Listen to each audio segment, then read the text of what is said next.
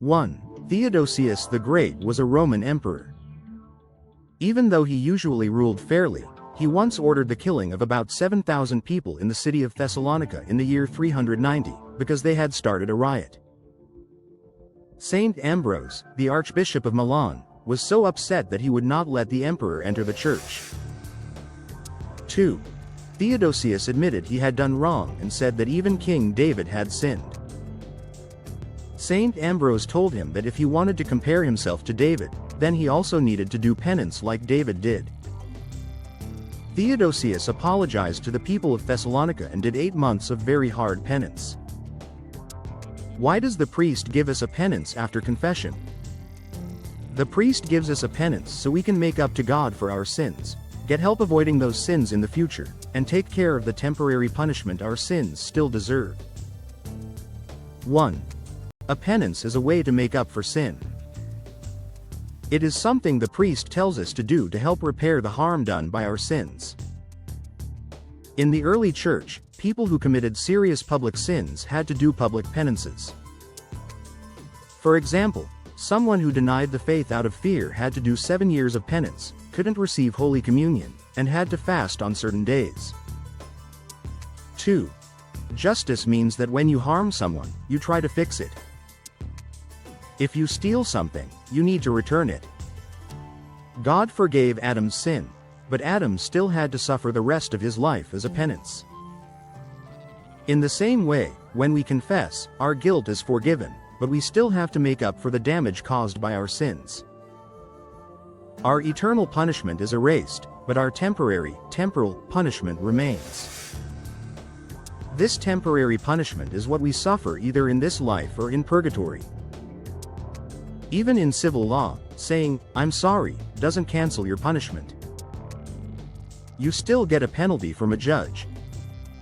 In the same way, the priest acts as a spiritual judge and gives a penance to make up for the wrong we did. 3. Today, penance is usually saying certain prayers. But if our sin involved harming someone or taking something, the priest may ask us to return what we took or make a public apology.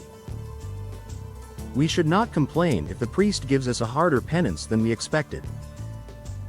Instead, we should thank God, because doing penance now can shorten our time in purgatory. 4. If our penance is prayers, we should say them as soon as possible. It is wrong to delay too long.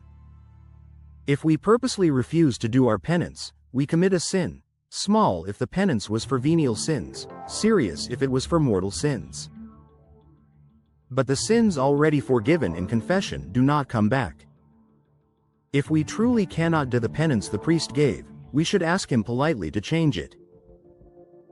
But we should not change it ourselves. What kinds of punishment are due to sin? There are 2 kinds: eternal punishment, hell, for mortal sins not forgiven; temporal punishment, temporary suffering for venial sins or for forgiven mortal sins. 1. Even though Jesus died to save us and paid the price for our sins, we still need to do our part by doing penance. It is like a doctor giving medicine; if we don't take it, we won't be healed. 2. If there were no need for penance, then terrible sinners and holy people would be treated the same, and that would be unfair. Jesus wants us to share in his glory, but also in his suffering. 3. God's punishment for sin is clear. A mortal sin leads to eternal punishment in hell. We can escape this through the sacrament of penance, or if we cannot receive the sacrament at death, by making a perfect act of contrition. B. Forgiven mortal sins, and all venial sins not fully repaired, lead to temporal punishment. 4. When we receive the sacrament of penance worthily, all eternal punishment is removed, but not always all temporal punishment.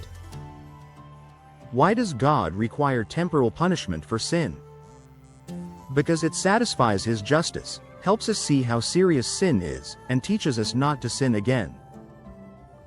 1. Even when sins are forgiven, we still owe temporal punishment because our sorrow is often imperfect. This punishment helps make things right with God. After confession, our contrition still needs more completion than the small penance the priest gives. The Bible shows this with King David. Although God forgave him, David still suffered consequences for his sin. 2. Temporal punishment does not last forever. It always has an end. The Bible gives many examples. For instance, Moses' sister Mary was forgiven for speaking against him, but God still punished her with leprosy and 7 days away from the people. 3. We can pay the debt of temporal punishment either in this life or in purgatory. What helps satisfy temporal punishment besides the penance given in confession? Prayer, going to Mass, fasting, giving to the poor, works of mercy, patiently suffering hardships and indulgences. Zacchaeus in the Gospel set an example by giving half his possessions to the poor and paying back anyone he had cheated 4 times over. Devout people don't stop with the penance the priest gives. They also choose to do extra acts of kindness and self-denial, and they bravely accept any suffering God allows. When we do penance and accept suffering patiently, we lessen the temporal punishment we owe and also gain greater rewards in heaven.